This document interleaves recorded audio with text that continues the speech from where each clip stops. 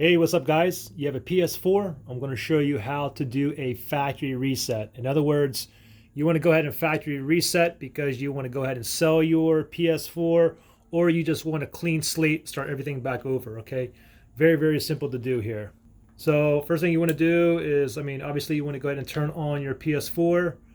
Then after that, what you want to do is we want to go down to these icons right down here, and you want to go all the way down. Go all the way down to the right, second to the last where it says settings right there. Go ahead and click on the X. And now from here, what you want to do is we want to go all the way down to the very, very bottom where it says initialization. And then go ahead and click on the X on the remote. And then if we go down one, it says restore default settings. Okay, so I'll press on the X here, and you can see what this does here. Basically, it's going to reset everything back to the factory defaults. Okay, you can read down here accessibility. It's going to change your network.